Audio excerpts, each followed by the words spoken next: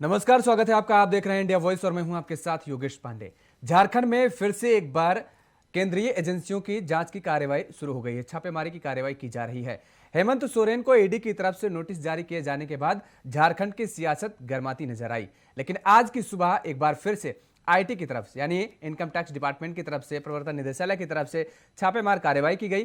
कांग्रेस के 2 नेताओं समेत 8 से 9 लोगों के ठिकानों पर छापेमारी की कार्रवाई को अंजाम दिया गया और अब इस पूरे मुद्दे को लेकर के झारखंड में सियासत और गर्माती नजर आ रही है। इस मुद्दे पर चर्चा करेंगे। हमारे साथ 2 मेहमान फिलहाल जुड़े हुए हैं। लक्ष्मी नारायण तिवारी जी हैं, कांग्रेस के नेता हैं। लक्ष्मी नारायण तिवारी जी, आपका बहुत बहुत स्वागत है। प्रतुल शाहदेव जी हैं, बीजेपी के प्रवक्ता हैं, आपका बहुत बहुत स्वागत है। राकेश कुमार हमारे सहयोगी भी हमारे साथ जुड़े हुए हैं। राकेश, बहुत संक्षिप्त में आज के पूरे घटनाक्रम को, पूरे वाकया को आप बताइए। देखिए, 2 मामले खास करके आए हैं। सबसे बड़ी बात कही जा सकती है कि जिस तरीके से आईटी की छापेमारी हुई है, 2 विधायक हैं कांग्रेस के, अनूप सिंह और प्रदीप यादव, दोनों के आवास पर, उन ठिकानों पर जहां उनके आवास हैं, सरकारी हो या उनके अपने आवास हैं, दोनों जगहों पे आईटी का छापा पड़ा है। और अब जाकर देर शाम तक पता चल पाएगा कि आखिर पूरा मामला किस तरीके का था और किस तरीके से आईटी की छापेमारी में क्या कुछ मिल पाया है। दूसरी बात ये कही जा सकती है कि ईडी की टीम ने भी छापेमारी की है और जो खास करके अमित अग्रवाल जो कोलकाता के कारोबारी हैं, उनके यहाँ छापा पड़ा है, रांची में उनके आवास पे और कोलकाता में भी पड़ा है। और साथ साथ एक नया नाम आया है विष्णु अग्रवाल का, उनके यहाँ छापा पड़ा है ईडी का। तो कुल मिलाकर बिल्कुल अमित का करीबी बताया जाता है और अमित और ये विष्णु अग्रवाल ये भी बताए जाते हैं कि मुख्यमंत्री के बेहद करीबी हुआ करते थे। और तिवारी जी, आज आपके चेहरे की कुछ जो नजर आ रहा है वो डर सा नजर आ रहा है। ऐसा लग रहा है कि अब डर, वो जो खौफ है वो बढ़ता चला जा रहा है एजेंसियों का। नहीं जोगेश जी, हाँ, डर नहीं है। अभी तो प्रतुल जी ने कहा कि हमारा चेहरा और स्मार्ट दिख रहा है, वो आप कह रहे हैं आपको डर दिख रहा है। डर नहीं है, ये मैंने कहा। अभी जो आपकी तकनीकी गड़बड़ी थी, मैंने प्रतुल जी से निवेदन किया कि 1 साइडेड ईडी की छापामारी हो रही है, इसलिए नेटवर्क भी जवाब दे रहा है।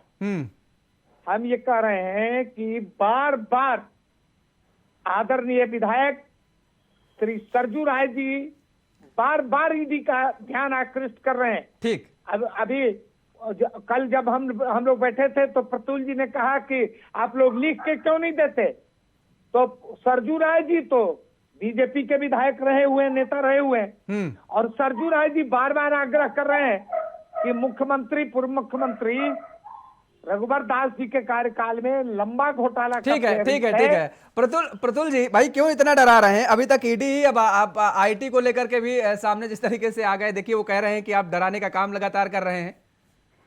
अरे नहीं सर, उनसे पूछिए रघुवर जी का क्यों नहीं हो रहा है। तो मेरा आवाज मिल पा रहा है? मैं देख नहीं पा रहा हूँ आपको। चलिए, वो टेक्निकल प्रॉब्लम है, ठीक करवा रहे हैं। आपकी आवाज आ रही है, क्लियर आई है। आप बोलिए प्रतुल जी।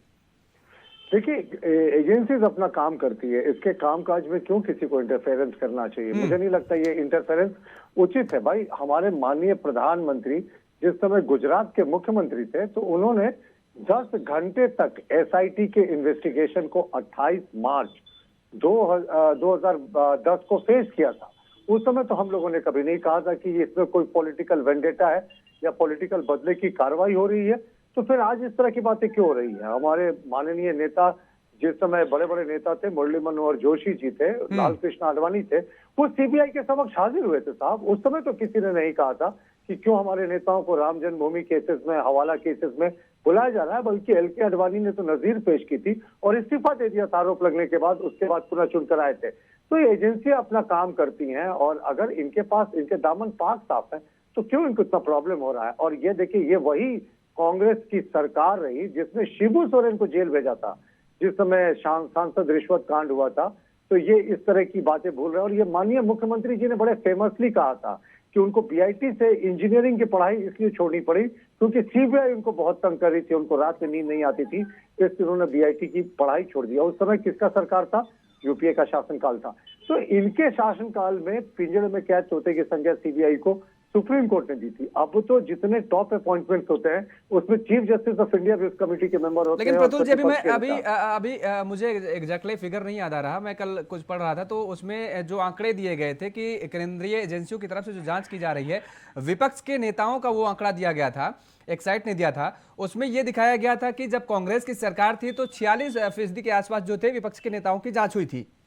आज का जो समय है वो 76% के आसपास पहुंच गया है।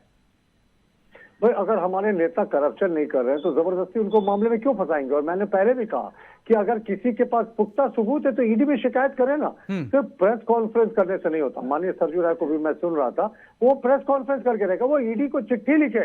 हमारे यहाँ एजेंसी स्वतंत्र रूप से काम करती है और जैसे जैसे सबूत मिलेगा जांच का दायरा बढ़ता। देखिए ये जांच की शुरुआत हुई थी मनरेगा घोटाले से, लेकिन देखिए आज कहा माननीय मुख्यमंत्री जी को समन किया। उनको तो इन्वेस्टिगेशन में समर्थन करना चाहिए था। देखिए मुख्यमंत्री ने कैसे यू टर्न लिया, कार्यकर्ताओं के सामने उन्होंने हुंकार भरी कि ईडी में दम और उसके बाद समय मांग लिया, अरेस्ट कर, उसके बाद समय मांग लिया। तिवारी जी बताइए, आप यू टर्न इतनी जल्दी करते हैं कि समझ ही नहीं आता है। दूसरी बात यह कि अगर आपके पास कोई शिकायत है तो आप पुख्ता सबूत रखिए एजेंसियों के सामने और आप उनसे अपील करिए कि जांच की जाए। दूसरी तरफ सवाल यह भी उठता है कि जिन जिन लोगों पर जांच की गई है, ईडी ने मारा हो छापा या आईटी ने मारा हो छापा, कुछ ना कुछ मिला जरूर है।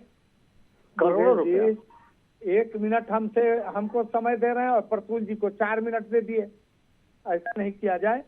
हम बोलने की शुरुआत करते हैं तुरंत। नहीं आप बोलिए, पूरी बात बोलिए, आप पूरी बात बोलिए। नहीं, हम ये कह रहे हैं कि प्रतुल जी ने कहा कि माननीय सरजू राय जी का प्रेस कॉन्फ्रेंस सुन रहे हैं, प्रेस कॉन्फ्रेंस नहीं लिख के दें। तो बार बार सरजू राय जी बोल रहे हैं, वो बीजेपी के नेता रहे हैं और वो उठा रहे हैं बात। आखिर ईडी क्यों अनदेखी कर रही है?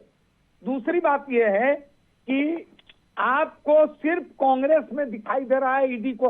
अभी मालूम है ना आपको कि आज कल प्रेस कॉन्फ्रेंस हुआ, इलेक्शन कमीशन ने प्रेस कॉन्फ्रेंस किया।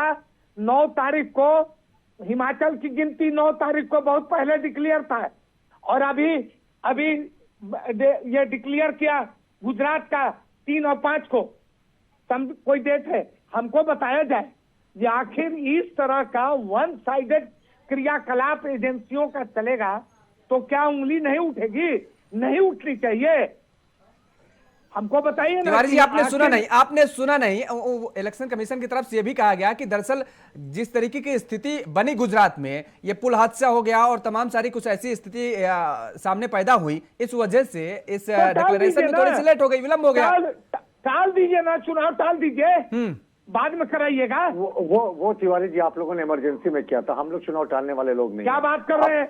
इमरजेंसी नहीं, ठीक है, सवाल का जवाब दीजिए तिवारी जी। मेरा सवाल ये नहीं था। मेरा ठीक है आप आ गई, आप ये आरोप देखिए, ये आरोप आप लगाते रहते हैं, आप प्रेस कॉन्फ्रेंस करके लगाते रहते हैं। मेरा सवाल इतना सा है तिवारी जी, एक सेकंड। पूर्व मुख्यमंत्री रघुबर दास जी के कार्यकाल में घोटालों की फेहरिस्त है। ठीक है भाई, ये आप प्रेस कॉन्फ्रेंस करके आरोप लगाते रहते हैं, प्रेस कॉन्फ्रेंस में फिर आरोप लगा दीजिएगा। आप प्रेस कॉन्फ्रेंस कर लीजिएगा, सवाल ले लीजिए। बार बार मांग कर रहे हैं। एक सेकंड, नहीं सवाल ले लीजिए तिवारी जी, सवाल लीजिए। माननीय विधायक नहीं है क्या? तिवारी जी सवाल लीजिए आप पहले। जिन जिन जगहों पर जिन जिन ठिकानों पर छापेमारी की गई है, कुछ ना कुछ मिला है कि नहीं, आप ये बताइए पहले। 25 करोड़ रुपए पूजा सिंघल के चार्टर्ड अकाउंटेंट के यहाँ, 9 करोड़ रुपए मुख्यमंत्री के विधायक पंकज मिश्रा के सहयोग से 19 करोड़ रुपए मिलता है, 5 करोड़ मिलता है, AK-47 मिलती है, ये सब क्या है? पूजा सिंघल की कमाई रघुबर दास जी के कार्यकाल में अकूत हुई है, अकूत।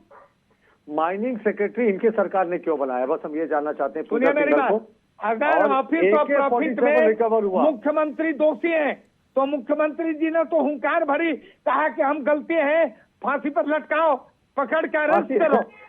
तो अरेस्ट क्यों नहीं करते?